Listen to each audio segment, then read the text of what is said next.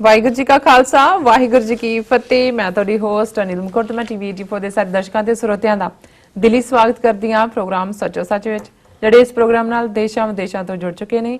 ਖਾਲਸਾ ਨੂੰ ਫਿਰ ਸੈਂਟਰ ਦੇ ਸੰਚਾਲਕ ਡਾਕਟਰ ਅਮਰਜੀਤ ਸਿੰਘ ਜੀ ਰੋਜ਼ਾਨਾ ਦੀ ਤਰ੍ਹਾਂ ਸਟੂਡੀਓ ਵਿੱਚ ਮੇਰੇ ਨਾਲ ਸ਼ਾਮਲ ਨੇ। ਆਓ ਉਹਨਾਂ ਮਿਲ ਕੇ ਅੱਜ ਦੇ ਅਹਿਮ ਇਸ਼ੂਜ਼ ਉੱਪਰੋਂ ਉਹਨਾਂ ਦਾ ਤਬਸਰਾ ਜਾਣਦੇ ਹਾਂ। ਜੀ ਡਾਕਟਰ ਸਾਹਿਬ ਵਾਹਿਗੁਰੂ ਜੀ ਕਾ ਖਾਲਸਾ ਵਾਹਿਗੁਰੂ ਜੀ ਕੀ ਫਤਿਹ। ਜੀ ਡਾਕਟਰ ਸਾਹਿਬ ਜੀ ਆਇਆਂ ਨੂੰ ਪ੍ਰੋਗਰਾਮ ਸੱਚੋ ਸੱਚ ਵਿੱਚ ਬਹੁਤ ਸ਼ੁਕਰੀਆ ਜੀ। ਡਾਕਟਰ ਸਾਹਿਬ ਅੱਜ 30 ਅਕਤੂਬਰ 2018 16 ਤੱਕ ਨਾਨਕਸ਼ਾਹੀ ਸੰਮਤ 550 ਦਾ ਦਿਨ ਹੈ ਤੇ ਡਾਕਟਰ ਸਾਹਿਬ ਪ੍ਰੋਗਰਾਮ ਸ਼ੁਰੂ ਕਰਨ ਤੋਂ ਪਹਿਲਾਂ ਅਸੀਂ ਆਪਣੇ ਦਰਸ਼ਕਾਂ ਦੇ ਸਰੋਤਿਆਂ ਨੂੰ ਹਮੇਸ਼ਾ ਤਰ੍ਹਾਂ ਦੱਸੀਏ ਵਿਊਅਰਸ, ਜੇ ਤੁਸੀਂ ਹੱਕ ਸੱਚ ਇਨਸਾਫ ਤੇ ਪੈਰਾ ਦਿੰਦਾ ਇੱਕੋ ਇੱਕ ਚੈਨਲ ਟੀਵੀ 84 ਨੂੰ ਦੇਖਣਾ ਚਾਹੁੰਦੇ ਹੋ ਤਾਂ ਤੁਸੀਂ ਦੇਖ ਸਕਦੇ ਹੋ Spectrum cable, RCN cable, Bell 5 cable in Canada, roku, Jadoo box, ਸ਼ਾਵਾ, ਫੇਸਬੁੱਕ, ਟੀਵੀ 84 ਦੀ ਐਪ ਰਾਹੀਂ online streaming and IP box ਤੇ ਤੁਸੀਂ ਟੀਵੀ 84 ਨੂੰ ਦੇਖ ਸਕਦੇ ਹੋ। ਵਿਊਅਰਸ, ਜੇ ਤੁਸੀਂ ਟੀਵੀ 84 ਨਾਲ ਜਾਂ ਪ੍ਰੋਗਰਾਮ ਸੱਚੋ ਸੱਚ ਨਾਲ ਫੇਸਬੁੱਕ ਰਾਹੀਂ ਜੁੜੇ ਹੋ ਤਾਂ ਇਸ ਨੂੰ ਵੱਧ ਤੋਂ ਵੱਧ ਲਾਈਕ ਕਰੋ ਤੇ ਸ਼ੇਅਰ ਕਰੋ ਅਤੇ ਨਾਲ ਹੀ YouTube ਤੇ ਸਬਸਕ੍ਰਾਈਬ ਵੀ ਕਰੋ। Thank you so much. So keep watching TV 84। ਜੀ ਡਾਕਟਰ ਸਾਹਿਬ, ਪਹਿਲੇ ਇਸ਼ੂ ਪਰ ਤੁਹਾਡੇ ਵਿਚਾਰ ਜਾਣਨੇ ਚਾਹਾਂਗੇ। ਜੀ ਡਾਕਟਰ ਸਾਹਿਬ, ਕੀ ਕਹਿਣਾ ਚਾਹੋਗੇ? ਦੇਖੋ, ਜਦੋਂ ਅਸੀਂ ਪਿਛਲੇ ਦਿਨਾਂ 'ਚ black day, Kashmir black day ਦੇ ਮੌਕੇ ਤੇ 26 ਅਕਤੂਬਰ ਨੂੰ ਇੱਥੇ ਉਹਨਾਂ ਪਸਨੀ Pakistani American society of New York ਦੇ ਨਾਲ ਸਾਂਝਾ ਫੰਕਸ਼ਨ ਕੀਤਾ ਜੀ, ਉਸ ਤੋਂ ਇਲਾਵਾ ਵੀ ਪਹਿਲਾਂ ਵੀ ਇੱਕ ਚੰਗੀ ਰੂਟੀਨ ਬਣ ਗਈ ਹੈ, ਇਕੱਲੀ ਅਮਰੀਕਾ 'ਚ ਨਹੀਂ, ਇੰਗਲੈਂਡ ਔਰ ਦੂਸਰੀਆਂ ਥਾਵਾਂ ਤੇ ਵੀ, ਕਿ ਸਿੱਖ ਤੇ ਕਸ਼ਮੀਰੀ ਜਿਹੜੇ ਨੇ ਉਹ ਇਕੱਠੇ ਹੋ ਕੇ ਪ੍ਰੋਟੈਸਟ ਵੀ ਕਰਦੇ ਨੇ, ਰੈਲੀਜ਼ ਵੀ ਕਰਦੇ ਨੇ, ਇੱਕ ਦੂਸਰੇ ਦੇ ਨਾਲ ਉਹਨਾਂ ਦੀ ਹਮਦਰਦੀ ਵੀ ਹੈ ਔਰ ਇੱਕ ਦੂਸਰੇ ਨੂੰ ਸਪੋਰਟ ਵੀ ਹੈ ਜੀ। ਔਰ ਮੋਦੀ ਦੀ ਲੰਡਨ ਵਿਜ਼ਿਟ ਦੇ ਵੇਲੇ ਵੀ ਸਿੱਖਾਂ ਕਸ਼ਮੀਰੀਆਂ ਨੇ ਸਾਂਝੇ ਤੌਰ ਦੇ ਉੱਤੇ, ਔਰ even Sikhs for justice the London rally ਜਿਹੜੀ ਕਿ 13 ਅਗਸਤ ਨੂੰ ਸੀ, ਉਸ ਮੌਕੇ ਦੇ ਉੱਤੇ ਵੀ ਵੱਡੀ ਗਿਣਤੀ 'ਚ ਕਸ਼ਮੀਰੀ ਭੈਣ ਭਰਾ ਜਿਹੜੇ ਨੇ ਉਸ ਦੇ ਵਿੱਚ ਸ਼ਾਮਲ ਹੋਏ ਸਨ। ਸੋ ਜ਼ਾਹਰ ਹੈ ਵੀ ਜਿਹੜੀ ਚੀਜ਼ ਸਾਨੂੰ ਲੱਗਦੀ ਹੈ ਕਿ ਸਾਡੀ ਸਟਰੈਂਥ ਹੈ ਜੀ, ਬਹੁਤ ਵਾਰ ਜਦੋਂ ਅਸੀਂ ਦੁਸ਼ਮਣ ਦੀ ਸਟ੍ਰੈਟਜੀ ਜੇ ਦੇਖੀਏ ਤੇ ਫਿਰ ਜਿਵੇਂ ਗੱਲ ਖਾਲਿਸਤਾਨ ਦੀ ਹੁੰਦੀ ਹੈ ਤੇ ਕਈ ਸਾਡੇ ਇੱਥੇ ਵੀ ਇਸ ਕਿਸਮ ਦੇ ਆਪਣੇ ਆਪ ਨੂੰ ਬੁੱਧੀਜੀਵੀ ਜਾਂ ਸਿਆਣੇ ਕਹਿਣ ਵਾਲੇ ਭਰਾ ਭੈਣਾਂ ਨੇ ਜਿਹੜੇ ਕਹਿਣਗੇ ਜੀ ਕਿ ਜੀ ਸਾਨੂੰ ਹਿਊਮਨ ਰਾਈਟਸ ਦੀ ਗੱਲ ਕਰਨੀ ਚਾਹੀਦੀ ਹੈ, ਸਾਨੂੰ ਹੋਰ ਜਿਹੜਾ ਲਫ਼ਜ਼ ਖਾਲਿਸਤਾਨ ਨਹੀਂ ਕਹਿਣਾ ਚਾਹੀਦਾ। ਫਿਰ ਕੁਝ ਜਿਹੜੇ ਨੇ ਉਸ ਤੋਂ ਵੀ ਅੱਗੇ ਜਾ ਕੇ ਕਹਿਣਗੇ ਕਿ ਜੀ ਕੋਈ ਖਾਲਿਸਤਾਨ ਜ਼ਿੰਦਾਬਾਦ ਕਹਿਣ ਨਾਲ ਜਾਂ ਨਾਅਰੇ ਲਾਉਣ ਨਾਲ ਖਾਲਿਸਤਾਨ ਥੋੜੀ ਬਣ ਜਾਣਾ ਜੀ। ਸੋ ਜ਼ਾਹਰਾ ਤੌਰ ਦੇ ਉੱਤੇ ਜੇ ਤੁਸੀਂ ਦੁਸ਼ਮਣ ਦੀ ਅੱਖ 'ਚੋਂ ਦੇਖਣਾ ਹੋਏ ਕਿ ਜੇ ਇੰਡੀਅਨ ਗਵਰਨਮੈਂਟ ਕੈਨੇਡੀਅਨ ਗਵਰਨਮੈਂਟ ਨੂੰ ਆਫੀਸ਼ੀਅਲ ਪ੍ਰੋਟੈਸਟ ਕਰਦੀ ਹੈ ਕਿ ਇਹ ਜਿਹੜੀ ਹੈ ਤੁਹਾਡੇ ਜਿਹੜੇ ਨਗਰ ਕੀਰਤਨ ਨੇ ਉਹਨਾਂ 'ਚ ਖਾਲਿਸਤਾਨ ਜ਼ਿੰਦਾਬਾਦ ਦੇ ਨਾਅਰੇ ਲੱਗਦੇ ਨੇ ਜਾਂ ਜਿਹੜੇ ਸ਼ਹੀਦ ਸਿੰਘ ਨੇ ਉਹਨਾਂ ਦੀਆਂ ਪਿਕਚਰਸ ਲੱਗਦੀਆਂ ਨੇ, ਇਹਨਾਂ ਨੂੰ ਬੰਦ ਕਰਾਓ ਜੀ। ਤੇ ਜ਼ਾਹਰਾ ਤੌਰ ਦੇ ਉੱਤੇ ਸਾਨੂੰ ਇਹ ਜ਼ਰੂਰ ਫਿਰ ਸੋਚਣਾ ਚਾਹੀਦਾ ਹੈ ਕਿ ਜਿਹੜੀ ਚੀਜ਼ ਹਜ਼ਾਰਾਂ ਮੀਲ ਦੂਰ ਬੈਠੇ ਦੁਸ਼ਮਣ ਨੂੰ ਤਕਲੀਫ ਦਿੰਦੀ ਹੈ ਬਿਲਕੁਲ ਉਹਦੇ 'ਚ ਜ਼ਰੂਰ ਕੁਝ ਸਿੱਖਾਂ ਦਾ ਭਲਾ ਹੁੰਦਾ ਹੋਵੇ। ਔਰ ਇਹ ਗੱਲ ਬਹੁਤ ਪਹਿਲਾਂ ਮੈਂ ਡਾਕਟਰ ਅੰਬੇਦਕਰ ਦੇ ਹਵਾਲੇ ਨਾਲ ਪੜ੍ਹੀ, ਜਿਹਦੇ 'ਚ ਉਹਨਾਂ ਨੇ ਕਿਤੇ ਕਿਹਾ ਸੀ ਕਿ ਜੇ ਵੱਡ ਗਿਣਤੀ, ਜਿਹਨੂੰ ਅਸੀਂ ਮੈਜੋਰਿਟੀ ਜਾਂ ਅਕਸਰੀਅਤ ਕਹਿੰਦੇ ਆ, ਇਹਦੇ ਲੋਕ ਖੁਸ਼ ਹੋਣ ਤੇ ਸਮਝੋ ਘੱਟ ਗਿਣਤੀਆਂ ਦਾ, ਅਕਲੀਅਤਾਂ ਦਾ ਕਿਤੇ ਨਾ ਕਿਤੇ ਬੇੜਾ ਗਰਕ ਹੋ ਰਿਹਾ।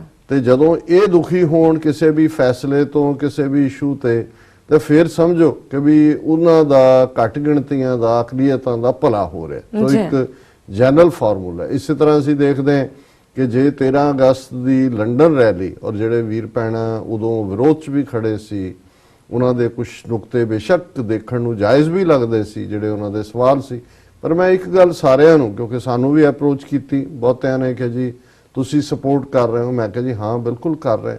ਸੋ ਮੈਂ ਉਹਨਾਂ ਨੂੰ ਕਿਹਾ, ਮੈਂ ਕਿਹਾ ਜੀ ਤੁਸੀਂ ਛੱਡ ਦਿਓ ਕਿ ਰੈਲੀ 'ਚ ਮਤਾ ਕੀ ਹੋਏਗਾ, ਅਗਲਾ ਸਟੈਪ ਕੀ ਹੋਏਗਾ, ਰੈਫਰੈਂਡਮ 2020 ਦੀਆਂ ਟੈਕਨੀਕੈਲਿਟੀਜ਼ ਕੀ ਨੇ, ਜੇ ਨੌਨ ਬਾਈਂਡਿੰਗ ਹੈ ਕਿੰਨਾ ਅਸਰ ਦਾ, ਇਹ ਵੀ ਮੈਂ ਕਿਹਾ ਛੱਡ ਦਿਓ, ਸਾਰੀ ਇਸ ਡਿਬੇਟ 'ਚ ਨਾ ਵੀ ਜਾਓ ਜੀ।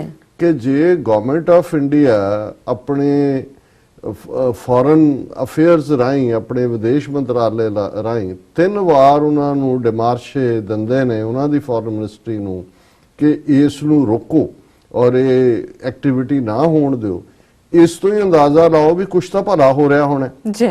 ਵੀ ਜੇ ਦੁਸ਼ਮਣ ਨੂੰ ਤਕਲੀਫ ਹੈ, ਬਾਕੀ ਆਪਣੇ ਕ੍ਰਾਈਟੇਰੀਏ ਆਪਣੇ ਅਸੀਂ ਛੱਡ ਦਈਏ ਵੀ ਕੌਣ ਕੀ ਕਹਿੰਦਾ। ਸੋ ਮੈਂ ਸਮਝਦਾ ਹਾਂ ਵੀ ਇੱਥੇ ਵੀ ਸਾਡੇ ਕੁਛ ਇਸ ਕਿਸਮ ਦੇ ਵੀਰ ਭੈਣਾਂ ਨੇ ਜਿਹੜੇ ਕਈ ਵਾਰ ਇਹ ਕਹਿਣ ਦੀ ਕੋਸ਼ਿਸ਼ ਕਰਦੇ ਨੇ ਕਿ ਜੀ ਸਾਨੂੰ ਆਪਣੀ ਗੱਲ ਇੰਡੀਪੈਂਡੈਂਟ ਰੱਖਣੀ ਚਾਹੀਦੀ ਹੈ ਔਰ ਇਹ ਜਿਹੜਾ ਇੰਟਰਨੈਸ਼ਨਲੀ ਜਿਹੜਾ ਹੈ ਉਹ ਡਿਫਰੈਂਟ ਇਸ ਵੇਲੇ ਇਮੇਜ ਹੈ ਔਰ ਅਸੀਂ ਆਪਣੇ ਆਪ ਨੂੰ ਰਾਈਟ ਆਫ ਸੈਲਫ ਡਿਟਰਮੀਨੇਸ਼ਨ ਦੇ ਥੱਲੇ ਰੱਖੀਏ, ਕਿਸੇ ਵੀ ਹੋਰ ਜਿਹੜੀ ਵਾਇਲੈਂਟ ਮੂਵਮੈਂਟ ਹੈ ਉਹਦੇ ਨਾਲ ਸਾਡਾ ਸੰਬੰਧ ਜੁੜੇਗਾ ਤੇ ਫਿਰ ਅਦਰ ਵੇ ਅਰਾਊਂਡ ਹੋਏਗਾ।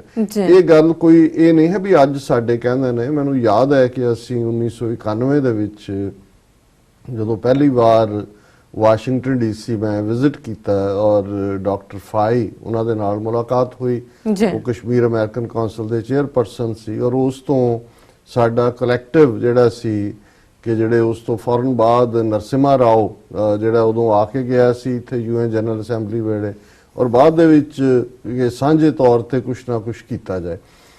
ਉਸ ਪੀਰੀਅਡ 'ਚ ਵੀ ਇਸ ਕਿਸਮ ਦੀਆਂ ਕਸ਼ਮੀਰੀ ਸਾਡੇ ਭਰਾਵਾਂ ਦੀਆਂ ਤਨਜ਼ੀਮਾਂ ਸਨ ਜਿਹੜੇ ਸਿੱਖਾਂ ਦੇ ਨਾਲ ਹੱਥ ਜੁਆਇਨ ਨਹੀਂ ਸੀ ਕਰਨਾ ਚਾਹੁੰਦੇ। ਉਹਨਾਂ ਦਾ ਆਰਗੂਮੈਂਟ ਵੀ ਆਪਣੀ ਥਾਂ ਤੇ ਵੈਲਿਡ ਸੀ।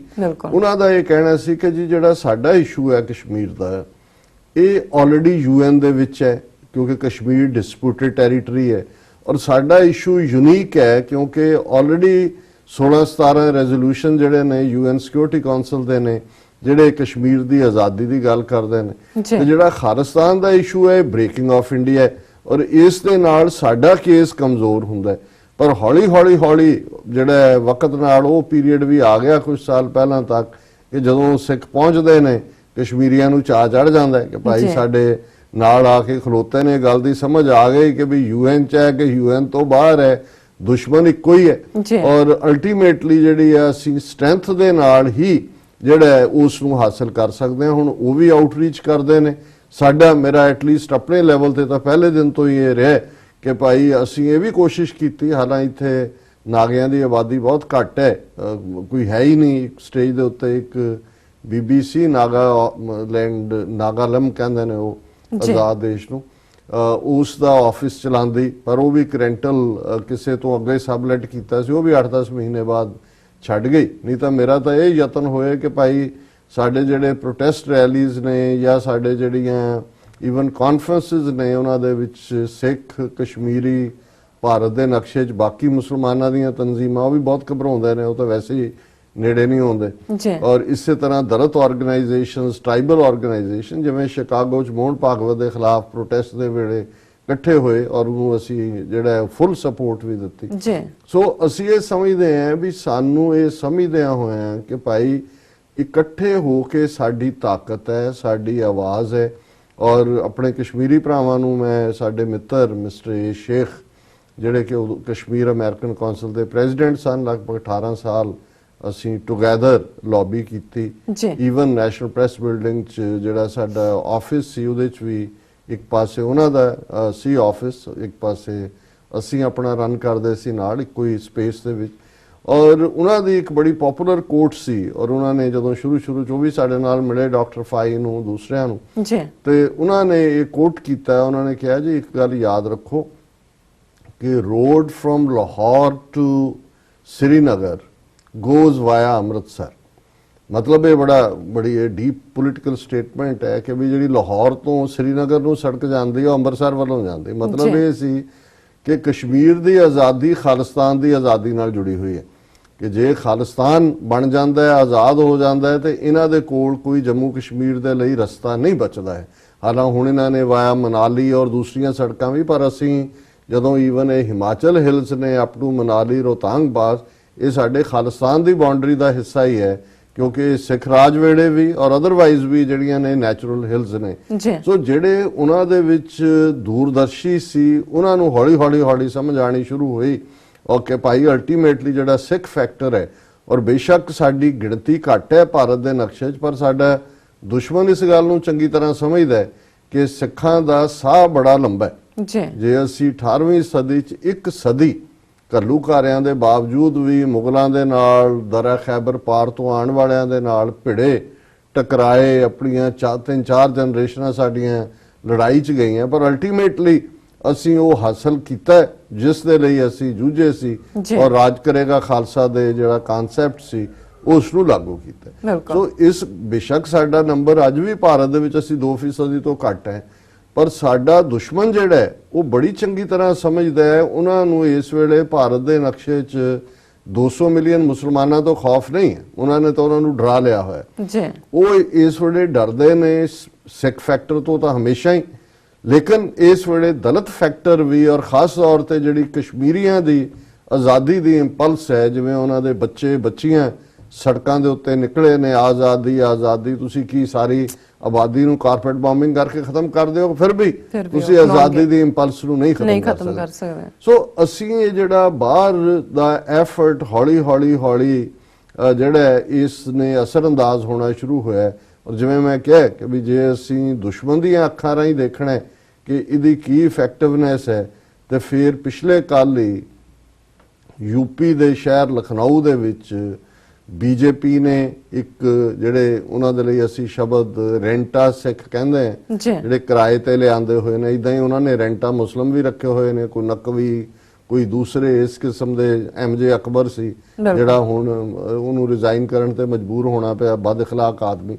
ਸੋ ਇਹ ਸਾਰੇ ਜਿਹੜੇ ਨੇ ਇਹ ਉਹਨਾਂ ਦੇ ਕੰਮ ਕਰਨ ਲਈ ਨੇ। ਇਸੇ ਤਰ੍ਹਾਂ ਉਹਨਾਂ ਨੇ ਇੱਕ ਪਾਸੇ ਤਾਂ ਰਾਸ਼ਟਰੀ ਸਿੱਖ ਸੰਗਤ ਦੇ ਨਾਂ ਥੱਲੇ ਉਹ ਰੱਖੇ ਹੀ ਹੋਏ ਨੇ, ਕੋਈ ਅਵਤਾਰ ਸਿੰਘ ਤੇ ਕੋਈ ਫਲਾਣੇ ਤੇ ਕੋਈ ਢਿਮਕੇ, ਪਰ ਹੁਣ ਉਹਨਾਂ ਨੇ ਦੇਖਿਆ ਕਿ ਵੀ ਇਹ ਜਿਹੜੀ ਇੰਟਰਨੈਸ਼ਨਲ ਮੂਵਮੈਂਟ ਬਿਲਟ ਹੋ ਰਹੀ ਹੈ ਸਿੱਖਾਂ ਔਰ ਕਸ਼ਮੀਰੀਆਂ ਦੀ ਔਰ ਮੁਸਲਮਾਨਾਂ ਦੀ, ਇਹ ਖਤਰਨਾਕ ਹੈ ਬੀਜੇਪੀ ਨੂੰ, ਕਿਉਂਕਿ ਉਹਨਾਂ ਦੇ ਬੈਠੇ ਹੋਏ ਨੇ ਉੱਥੇ ਨਾਗਪੁਰ 'ਚ, ਉਹਨਾਂ ਦੇ ਥਿੰਕ ਟੈਂਕ ਬੈਠੇ ਨੇ, ਉਹ ਪਲਾਨ ਕਰਦੇ ਨੇ ਵੀ ਕਿਵੇਂ ਕਰਨਾ ਹੈ, ਕੀ ਕਰਨਾ ਹੈ। ਸੋ ਉਸ ਇਕੱਠ ਦੇ ਵਿੱਚ ਜਿਹੜਾ ਲਖਨਊ ਦੇ ਵਿੱਚ ਕੱਲ ਕੀਤਾ ਜਾ ਰਿਹਾ, ਲਖਨਊ ਯੂਪੀ 'ਚ ਹੈ, ਯੂਪੀ ਦਾ ਚੀਫ ਮਿਨਿਸਟਰ ਆਦਿੱਤਿਆਨਾਥ ਯੋਗੀ ਜਿਹੜਾ ਬੀਜੇਪੀ ਦਾ ਗੇਰੂਏ ਕੱਪੜਿਆਂ ਵਾਲਾ ਜਿਹੜਾ ਫਰਾਡੀਆ ਮਰਡਰਰ ਹੈ, ਉਹਨੇ ਜਿਹੜੀ ਗੱਲ ਉੱਥੇ ਕਹੀ ਔਰ ਉਹ ਮੀਡੀਆ ਦੇ ਵਿੱਚ ਪ੍ਰੋਮੀਨੈਂਸ ਦੇ ਨਾਲ ਹੈ।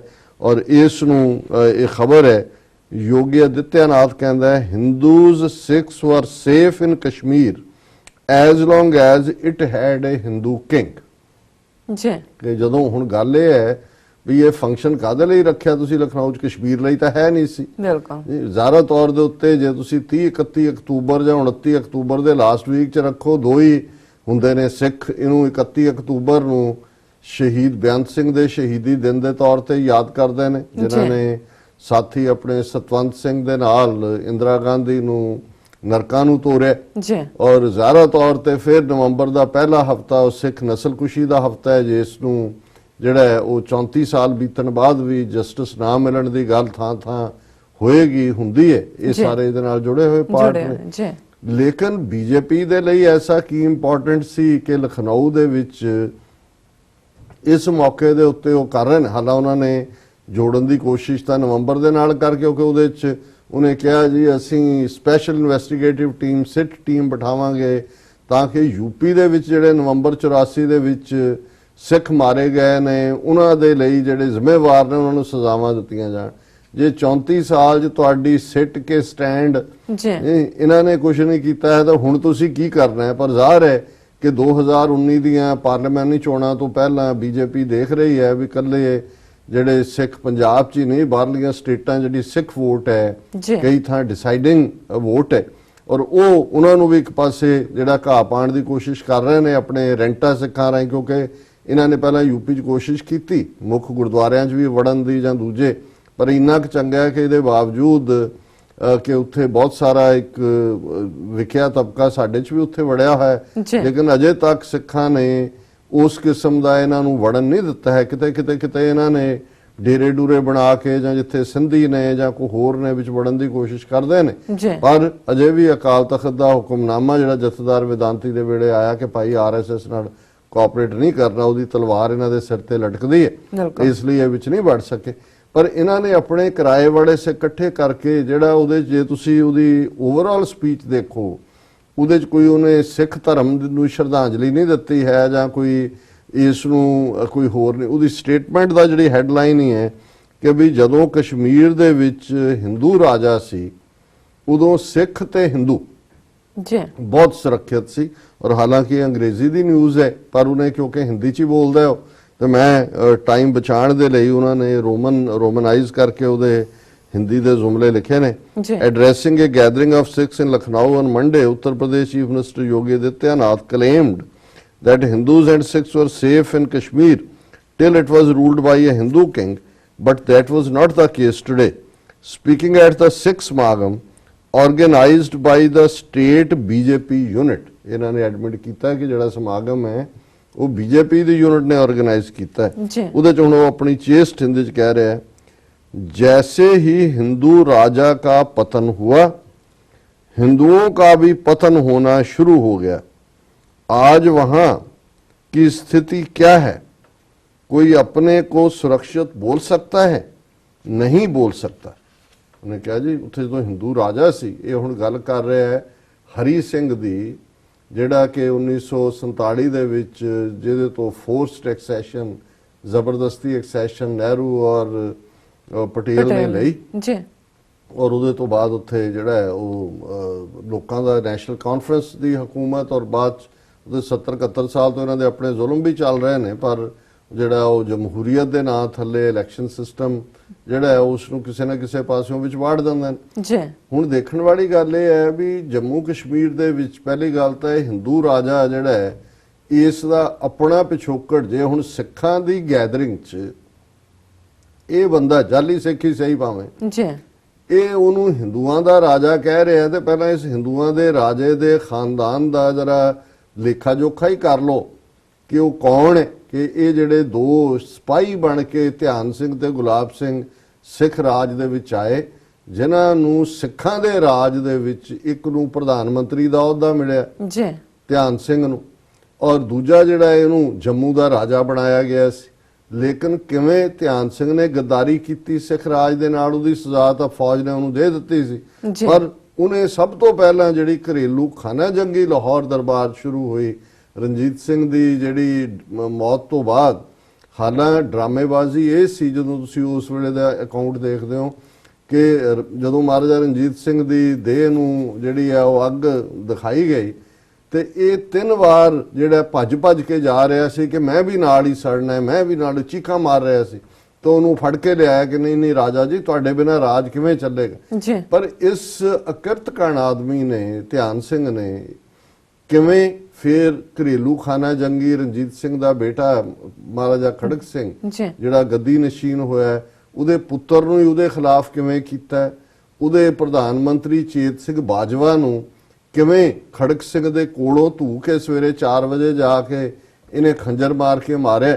ਉਹ ਜਿਹੜੀ ਸਾਰੀ ਘਰੇਲੂ ਖਾਨਾ ਜੰਗੀ, ਸਿਰਫ ਇਹਦਾ ਐਂਬੀਸ਼ਨ ਧਿਆਨ ਸਿੰਘ ਦਾ ਵੀ ਸਿੱਖ ਰਾਜ ਖਤਮ ਕਰਕੇ ਡੋਗਰਾ ਰਾਜ, ਤੇ ਆਪਣੇ ਮੁੰਡੇ ਹੀਰਾ ਸਿੰਘ ਨੂੰ, ਜਿਹਨੂੰ ਮਹਾਰਾਜਾ ਰਣਜੀਤ ਸਿੰਘ ਆਪਣੇ ਪੁੱਤਰਾਂ ਦੀ ਤਰ੍ਹਾਂ ਪਿਆਰ ਕਰਦਾ ਸੀ, ਉਹਨੂੰ ਲਾਹੌਰ ਤਖਤ ਤੇ ਬਿਠਾਣਾ। ਸੋ ਜ਼ਾਹਰਾ ਤੌਰ ਤੇ ਉਹਦਾ ਹਿਸਾਬ ਤੇ ਹੋਇਆ। ਇਹਨੂੰ ਵੀ ਗੁਲਾਬ ਸਿੰਘ ਦੀ ਗੱਦਾਰੀ ਨੂੰ ਵੀ ਫੜ ਕੇ ਸਿੱਖ ਜੰਮੂ ਤੋਂ ਲੈ ਆਏ ਸੀ ਉਹਨੂੰ ਲਾਹੌਰ, ਪਰ ਇਹ ਮਿੰਤਾਂ ਕਰਕੇ ਛੁੱਟ ਗਿਆ, ਕੋਈ ਟੈਕਸ ਟੁਕਸ ਦੇ ਕੇ ਪੈਸੇ ਜਿਹੜਾ ਵੀ ਕੋਈ ਬਕਾਇਦਾ ਰਹਿੰਦਾ ਸੀ। ਔਰ ਕਿਵੇਂ ਫਿਰ ਗੁਲਾਬ ਸਿੰਘ ਨੇ ਗੱਦਾਰੀ ਕੀਤੀ ਪਹਿਲੀ ਸਿੱਖ ਅੰਗਰੇਜ਼ ਜੰਗ ਦੇ ਵੇਲੇ। ਉਹ ਸ਼ਾਹ ਮੁਹੰਮਦ ਜਦੋਂ ਇਹ ਬਿਆਨ ਕਰਦਾ ਕਿ ਸ਼ਾਹ ਮੁਹੰਮਦਾ ਇੱਕ ਸਰਕਾਰ ਬਾਜੋਂ ਫੌਜਾਂ ਜਿੱਤ ਕੇ ਅੰਤ ਨੂੰ ਹਾਰੀਆਂ ਨਹੀਂ, ਤੇ ਜ਼ਾਹਰ ਹੈ ਕਿ ਕੀ ਹੈ। ਔਰ ਉਸ ਤੋਂ ਜੰਗ ਦੇ ਖਾਤਮੇ ਤੋਂ ਬਾਅਦ ਉਸ ਗੱਦਾਰੀ ਦੇ ਇਨਾਮ ਦੇ ਤੌਰ ਤੇ ਗੁਲਾਬ ਸਿੰਘ ਨੂੰ ਜਿਹੜਾ ਉਹ ਜੰਮੂ ਕਸ਼ਮੀਰ ਜਿਹੜਾ ਉਹ ਤੋਹਫੇ 'ਚ ਦਿੱਤਾ ਗਿਆ। ਹਾਲਾਂ ਡਰਾਮੇਬਾਜ਼ੀ ਹੋ ਜੀ 72 ਲੱਖ ਰੁਪਏ 'ਚ, ਕਿਉਂਕਿ ਸਿੱਖਾਂ ਦੇ ਉੱਤੇ ਉਹਨਾਂ ਨੇ ਜਿਹੜਾ ਉਹ ਉਹਨਾਂ ਨੂੰ ਜੁਰਮਾਨਾ ਕੀਤਾ ਵੀ ਤੁਸੀਂ ਲੜਾਈ ਕੀਤੀ ਹੈ, ਤੇ ਉਹ ਜਿਹੜਾ ਇੰਨਾ ਕਰੋੜ ਉਹਨਾਂ ਨੇ ਮੰਗਿਆ, ਬਾਕੀ 'ਚ ਉਹਨਾਂ ਨੇ ਕੋਹਿਨੂਰ ਹੀਰਾ ਤੇ ਦੂਜੇ ਤੀਜੇ ਚੀਜ਼ਾਂ ਲੈ ਲਈਆਂ, ਔਰ ਹੋਰ ਜਿਊਲਰੀ ਜਾਂ ਹੋਰ ਸਟਫ ਸੀ। ਕੋਹਿਨੂਰ ਤਾਂ ਇਹ ਬਣਾਇਆ ਜੀ ਕਿ ਦਲੀਪ ਸਿੰਘ ਨੇ ਗਿਫਟ ਕੀਤਾ ਹੈ ਡਲਹੌਜ਼ੀ ਨੂੰ, ਉਹ ਇੱਕ ਵੱਖਰੀ ਕਹਾਣੀ। ਪਰ ਇਹ ਹੋਇਆ ਜੀ ਕਿ ਉਹ ਫਿਰ 72 ਲੱਖ ਦੇ ਕੇ, ਉਹਦੇ ਪਿਓ ਦਾ ਸੀ, ਤੇ ਬਿਲਕੁਲ ਮਜ਼ਦੂਰਾਂ ਵਾਂਗ ਉਹ ਲੋਕ ਸੀ ਜਿਨ੍ਹਾਂ, ਔਰ ਸਾਰਾ ਲਾਹੌਰ ਦਾ ਖਜ਼ਾਨਾ। ਹੁਣ ਇਹ ਉਸ ਜਿਸ ਹਿੰਦੂ ਰਾਜੇ ਉਸੇ ਦੀ ਔਲਾਦ ਹਰੀ ਸਿੰਘ ਜਿਹੜਾ 1947 ਦੇ ਵਿੱਚ ਸੀ। ਹੁਣ ਜ਼ਾਹਰਾ ਤੌਰ ਦੇ ਉੱਤੇ ਇਹ ਸਟੇਟਮੈਂਟ, ਪਹਿਲੀ ਗੱਲ ਤਾਂ ਉਹਦੇ ਫੈਕਟ ਹੀ ਗਲਤ ਨੇ ਕਿ ਵੀ ਇਹ ਤਾਂ ਇੱਕ ਟ੍ਰੇਟਰ ਦੀ ਔਲਾਦ ਜਿਹਨੇ ਕੀਤਾ। ਫਿਰ ਇਹ ਕਹਿਣਾ ਕਿ ਹਿੰਦੂ ਤੇ ਸਿੱਖ ਉਹਦੇ ਥੱਲੇ ਸੁਰੱਖਿਅਤ ਸੀ। ਜੇ ਤੁਸੀਂ ਹਰੀ ਸਿੰਘ ਦੇ ਪੀਰੀਅਡ ਦਾ ਹਾਲ ਦੇਖੋ, ਈਵਨ ਉਸ ਤੋਂ ਪਹਿਲਾਂ ਵੀ, ਉਸ ਦੇ ਪਿਓ ਦਾਦੇ ਦੇ ਵੇਲੇ ਵੀ, ਗੁਲਾਬ ਸਿੰਘ ਤੋਂ ਇੱਕਦਮ ਬਾਅਦ, ਈਵਨ ਕੂਕਾ ਲਹਿਰ ਚੱਲੀ ਉਸ ਤੋਂ ਇੱਕਦਮ ਬਾਅਦ, ਅੰਗਰੇਜ਼ਾਂ ਨੂੰ ਰਹਿਣ ਨਾ ਦੇਵੋ ਹਿੰਦ ਚ ਰਾਜ ਫਰੰਗੀ ਦਾ, ਇਹ 1860-62 ਦੇ ਨੇੜੇ ਤੇੜੇ। ਤੇ ਕੁਝ ਕੂਕੇ ਜਿਹੜੇ ਭੋਲੇ ਉਹ ਸਮਝਦੇ ਸੀ ਕਿ ਵੀ ਇਹ ਸਾਡਾ ਹਮਦਰਦ ਹੈ, ਗੁਲਾਬ ਸਿੰਘ ਜਾਂ ਉਹਨਾਂ ਨੂੰ ਕਿਉਂ ਉਦੋਂ ਸ਼ਾਇਦ ਇਹ ਜਾਣਕਾਰੀਆਂ ਨਹੀਂ ਸੀ, ਜਾਂ ਕਿ ਉਹ ਉੱਥੇ ਗਿਆ ਉਹ ਵੀ ਫੜ ਕੇ ਉਹਨੇ ਅੰਗਰੇਜ਼ਾਂ ਕੋਲ ਫੜਾਏ, ਔਰ ਲਗਾਤਾਰ ਗਦਾਰੀਆਂ ਦਾ ਉਹਦਾ ਹਿਸਾਬ ਰਿਹਾ।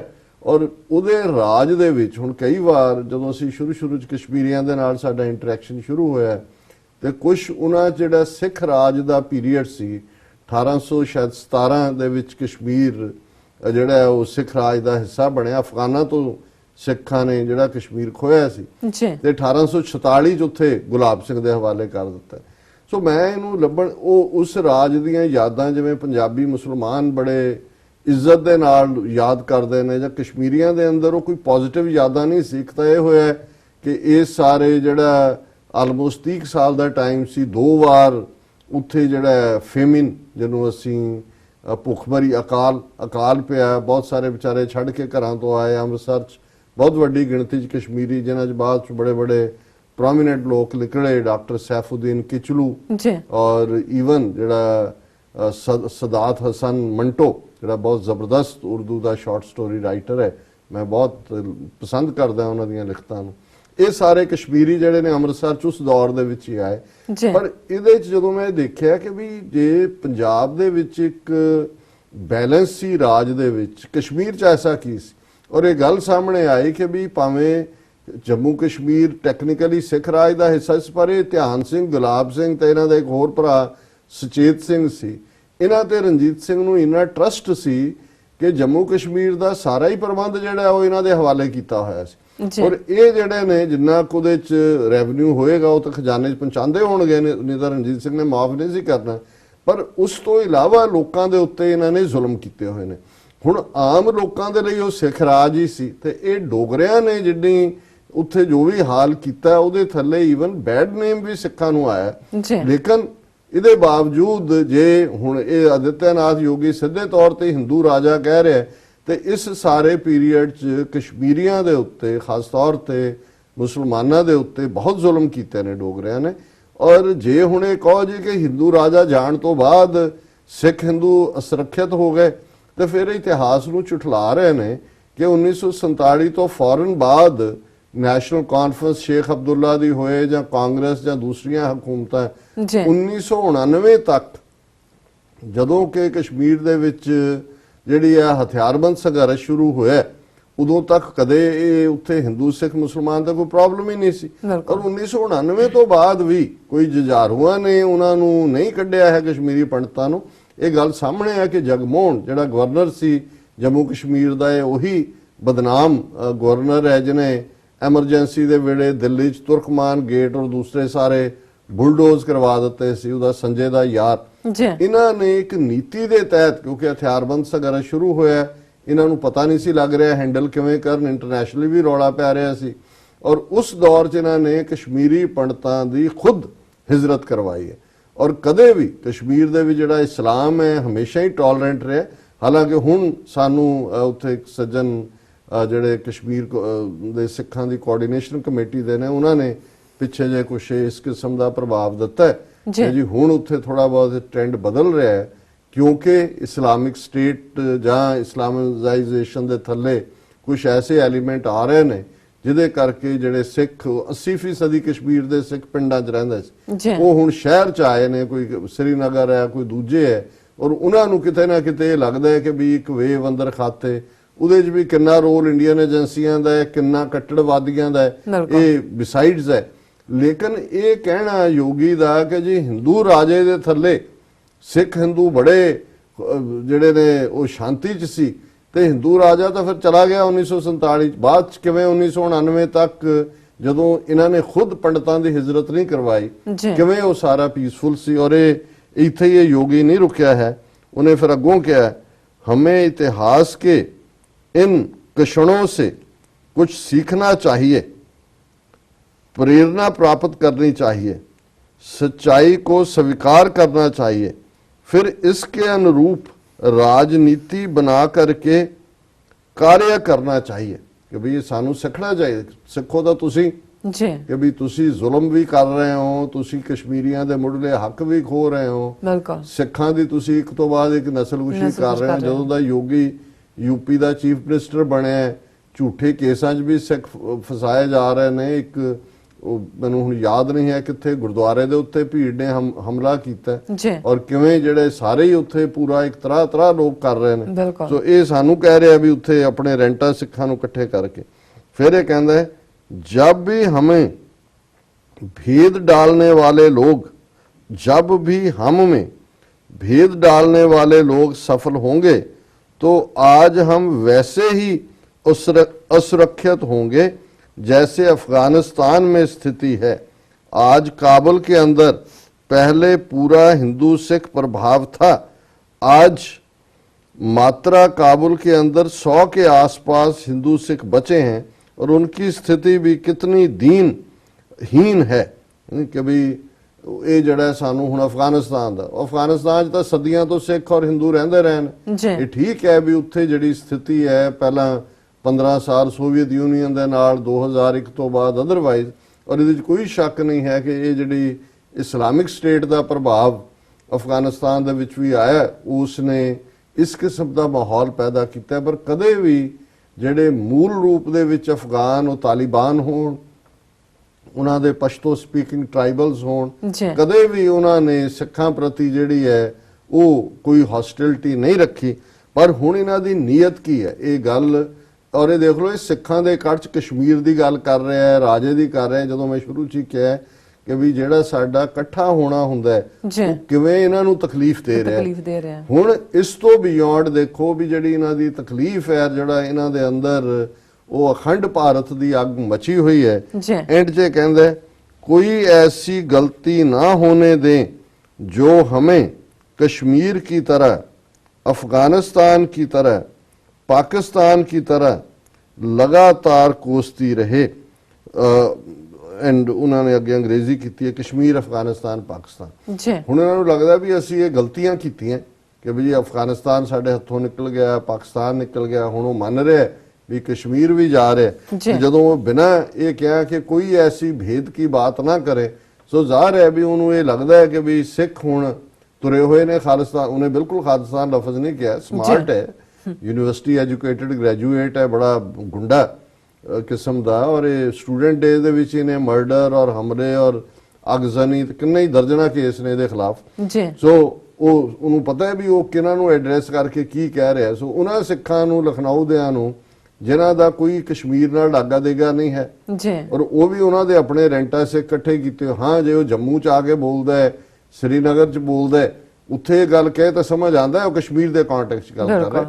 पर ये उस इंटरनेशनल लॉबी का नतीजा है जिथे इन्हां नूं ये लग रहा है कि भी ये जिहड़े सिख ते मुसलमान इकट्ठे हो रहे हैं, सिख और कश्मीरी, उन्हें विच हिंदू वाड़ के हिंदू सिख एमटी उन्होंने कहा जी देखो ऐसा कोई नुकसान ना हो। और मैं समझदा भी नैशनल कॉन्फ्रेंस पार्टी जिहड़ी फारूक अब्दुल्ला और उसका मुंडा उमर अब्दुल्ला हुण हैड करदे ने, उन्होंने नाल दी नाल इहदा नोटिस भी लिया, लेना भी चाहिए सी। मैं समझदा भी दूसरियां जिहड़ियां कश्मीरी पार्टियां ने वो PDP होए ਜਾਂ ਜੇ ਈਵਨ ਕਾਂਗਰਸ ਉਹਨਾਂ ਨੂੰ ਇਸ ਤੇ ਜਿਹੜਾ ਆਪਣਾ ਜਵਾਬ ਦੇਣਾ ਚਾਹੀਦਾ।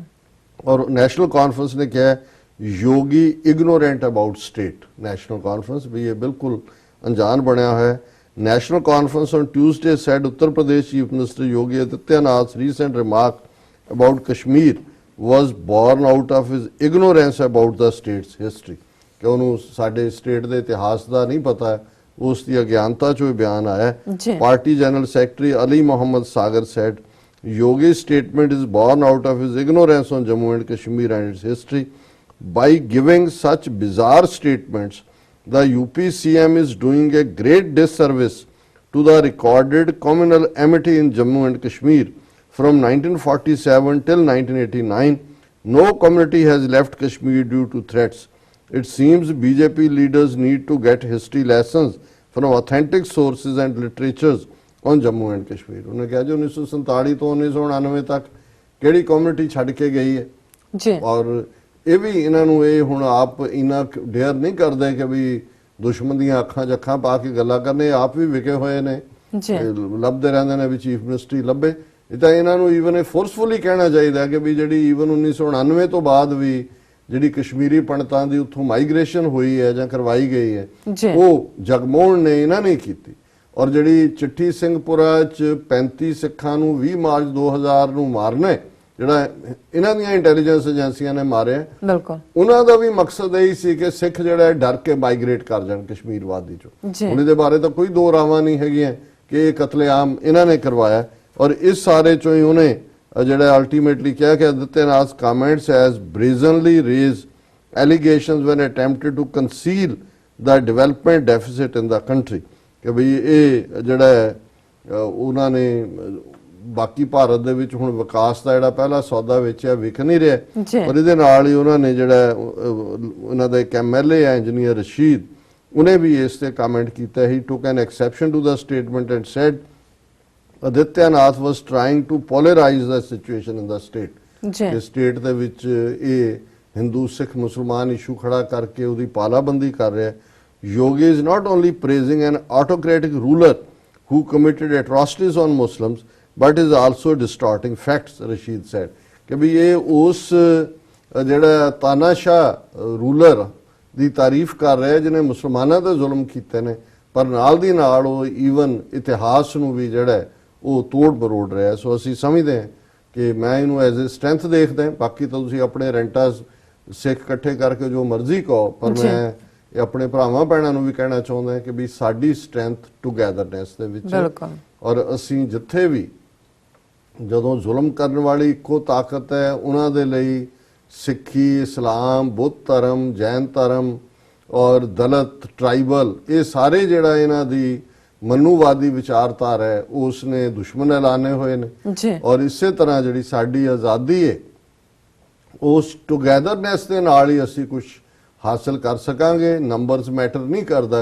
ਅਲਟੀਮੇਟਲੀ ਜੇ ਅਸੀਂ ਸਾਂਝ ਦੇ ਨਾਲ ਇਸ ਗੱਲ ਨੂੰ ਅੱਗੇ ਤੋਰਾਂਗੇ ਤੇ ਅਕਸਰ ਮੈਂ ਇਹ statement American president thinker Benjamin Franklin ਦੀ ਦੁਹਰਾਉਂਦਾ ਕਿ we must hang together otherwise we will be hanged separately. ਵੀ ਇਹਦੇ ਕੱਲੇ ਕੱਲੇ ਕੁੱਟ ਖਾ ਰਹੇ ਉਹ ਖਾਂਦੇ ਜਾਵਾਂਗੇ ਤੇ ਇਕੱਠੇ ਹੋਣ ਦੀ ਲੋੜ ਹੈ। ਇਹ ਹੁਣ ਦੁਸ਼ਮਣ ਨੇ ਵੀ ਇਹਦੀ ਟੈਸਟੀਮਨੀ ਦਿੱਤੀ ਹੈ। ਔਰ ਮੈਂ ਸੈਗਮੈਂਟ ਕਲੋਜ਼ ਕਰਨ ਤੋਂ ਪਹਿਲਾਂ ਦੱਸਦੇ ਹਾਂ ਕਿ ਜਿਹੜੀ ਪੰਥਕ ਅਸੈਂਬਲੀ ਅੰਮ੍ਰਿਤਸਰ ਦੇ ਵਿੱਚ ਹੋਈ, ਜਿਹੜੀ 2 ਦਿਨ ਜਿਹੜਾ ਸੈਸ਼ਨ ਚੱਲਿਆ ਔਰ 117 ਮੈਂਬਰ ਜਿਹੜੇ ਕਿ ਬੜੇ ਅੱਡ-ਅੱਡ ਖਿੱਤਿਆਂ ਦੇ ਮਾਹਿਰ ਵੀ ਸਨ ਜਿਨ੍ਹਾਂ ਨੇ ਉਹਦੇ 'ਚ ਪਾਰਟਿਸਿਪੇਟ ਕੀਤਾ, ਉਹਦਾ ਪਹਿਲੇ ਦਿਨ ਦਾ ਸੈਸ਼ਨ ਅਸੀਂ ਬੀਤੇ ਵੀਕਐਂਡ ਜਿਹੜਾ ਉਹ ਟੈਲੀਕਾਸਟ ਕੀਤਾ ਸੀ। ਔਰ ਉਹਦਾ ਜਿਹੜਾ ਦੂਸਰਾ ਸੈਸ਼ਨ ਹੈ ਪੰਥਕ ਅਸੈਂਬਲੀ ਦਾ ਸੈਕੰਡ ਡੇ, ਕਿਉਂਕਿ ਸਾਨੂੰ ਸੀ ਕਿ ਇੱਕ ਅੱਛੀ ਕੁਆਲਿਟੀ ਦੇ ਵਿੱਚ ਐਡਿਟ ਹੋ ਕੇ ਪ੍ਰੋਪਰਲੀ ਇਹਨੂੰ ਦਿੱਤਾ ਜਾਏ। ਹਾਲਾਂਕਿ ਬਹੁਤ ਸਾਰਿਆਂ ਨੇ ਉਦੋਂ ਹੀ ਨਾਲ ਦੀ ਨਾਲ ਲਾਈਵ ਵੀ ਔਰ ਫੇਸਬੁੱਕ ਤੇ ਵੀ ਚਲਾਇਆ। ਕਿਸੇ ਦੀ ਸਾਊਂਡ ਸੀ, ਕਿਸੇ ਦਾ ਇਧਰ ਮੂੰਹ ਸੀ, ਕਿਸੇ ਦਾ ਉਧਰ ਸੀ, ਤੇ ਅਸੀਂ ਇਸ ਨੂੰ ਪ੍ਰੋਪਰਲੀ ਜਿਹੜਾ ਉਹ ਐਡਿਟ ਕੀਤਾ। ਤੇ ਅੱਜ ਜਿਉਂ ਹੀ ਇਹ ਪ੍ਰੋਗਰਾਮ 9 ਵਜੇ ਖਤਮ ਹੋਏਗਾ, ਅਗਲੇ ਆਲਮੋਸਟ 3-3.25 ਘੰਟੇ ਦਾ ਪ੍ਰੋਗਰਾਮ ਹੈ, ਇਸ ਨੂੰ ਦਰਸ਼ਕ ਦੇਖ ਸਕਣਗੇ। ਪਹਿਲੇ ਸੈਗਮੈਂਟ ਨੂੰ ਵੀ ਬਹੁਤ ਜ਼ਬਰਦਸਤ ਹੁੰਗਾਰਾ ਸੀ, ਸੈਂਕੜਿਆਂ ਸ਼ੇਅਰ, ਸੈਂਕੜਿਆਂ ਕਾਮੈਂਟ।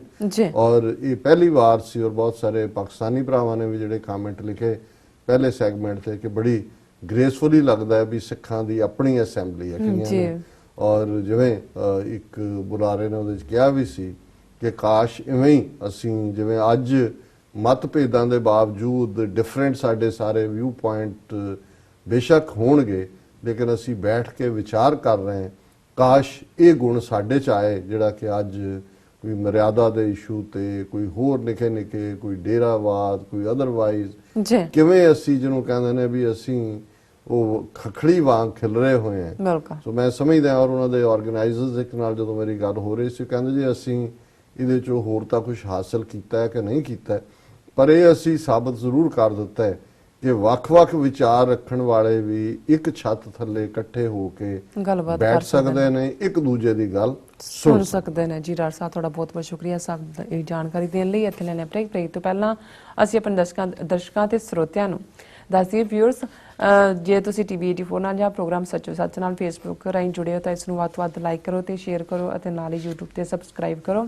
ਔਰ ਅਸੀਂ ਇਹ ਵੀ ਅਪੀਲ ਤੇ ਬੇਨਤੀ ਕਰਾਂਗੇ ਕਿ ਤੁਸੀਂ TV 84 ਦੀ ਵੱਧ ਤੋਂ ਵੱਧ ਮਾਈਕ ਸਹਾਇਤਾ ਕਰੋ। ਤੁਸੀਂ ਆਪਣੀ ਮਾਈਕ ਸਹਾਇਤਾ ਸਾਡੀ ਵੈਬਸਾਈਟ tv84.tv ਤੇ ਜਾ ਕੇ PayPal ਦੀ ਵਰਤੋਂ ਕਰਕੇ ਵਨ ਟਾਈਮ ਡੋਨੇਟ ਕਰ ਸਕਦੇ ਹੋ, ਮੰਥਲੀ ਡੋਨੇਟ ਵੀ ਕਰ ਸਕਦੇ ਹੋ।